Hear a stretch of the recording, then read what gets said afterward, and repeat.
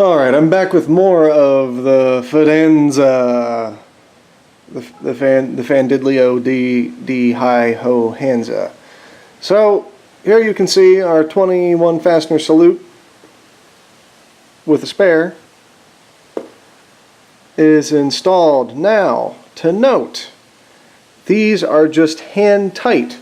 Keep in mind, these are only 5 foot-pounds of torque for install. That's not much past hand tight. It's actually really close to hand tight. It didn't take that much braking torque using a regular socket driver like this. This is a good way to ensure that you don't over torque things. I would recommend this. Plus, that is the size of the socket wall you need to clear the inside of that, which is crazy. It's super thin. So literally what you're talking about, to give you a visual demonstration, is that is the amount of clearance that your fastener driver needs to have. That's it. Look at that. That's minuscule. Most of my sockets aren't even that tight of a fit. It's like, holy crap. But I'd recommend a socket driver as such, and then to make the job suck less, you want to get a cute little driver set like these. It's a Phillips number 2 to fit those just right, and I like these tiny little ratchets like this because they're perfect to get in and hold, and then you can run the socket driver instead of running the actual. Let this do the ratcheting work for you. And as soon as they snug, they are the because these are lock nuts, and then they're also serrated heads as well, and they bite really good into the aluminum. So another thing to keep note of, I would recommend to loosen the fastener, not the nut, because that way you won't rip up your rear face of aluminum to maintain your perfect harmonic balance. But the other thing to note on this, since we are far enough along, once you have it mostly assembled, when I loose fit this, there was just the slightest shimmy, like very slight, like you can just barely hear it wobble side to side in here, but from most of the other sides it sounded just about right. So I don't know if it's actually the disc that was slightly out of shape, or if it was the flywheel's short, just barely out of shape. But the other thing to note is when you look at the joining seam of where they meet, there should be no gap when it's fully installed. Also, when you are to feel across the deck height of your flywheel, you should be able to feel the hole, but you shouldn't have any noticeable lip gap. Otherwise, this should be flush. So if you were to take a nice flat implement, which I will grab one quickly, you should be able to check it.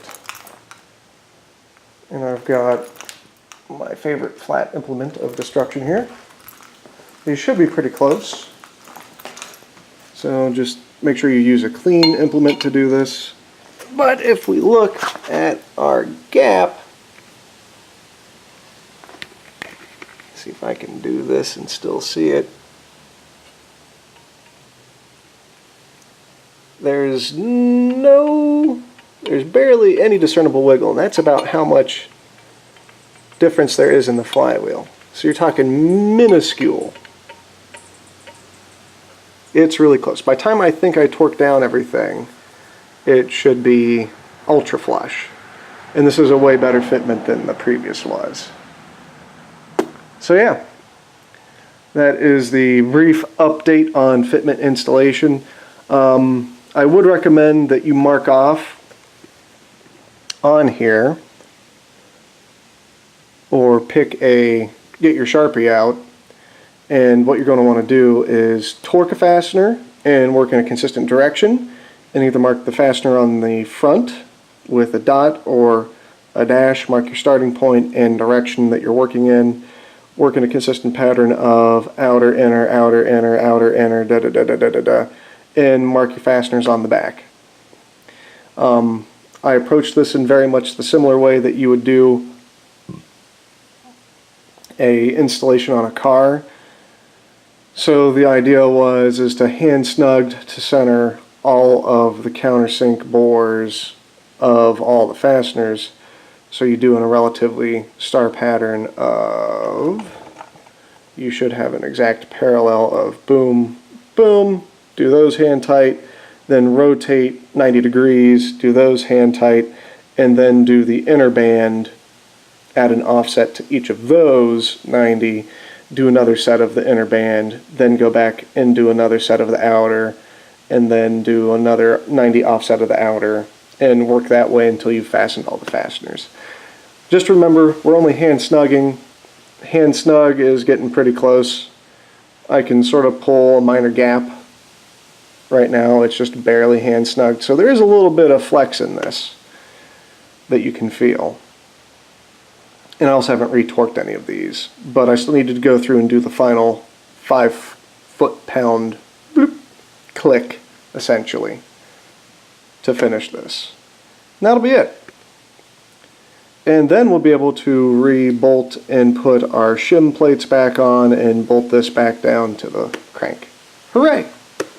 And that's our wrap. We will resume with more videos soon.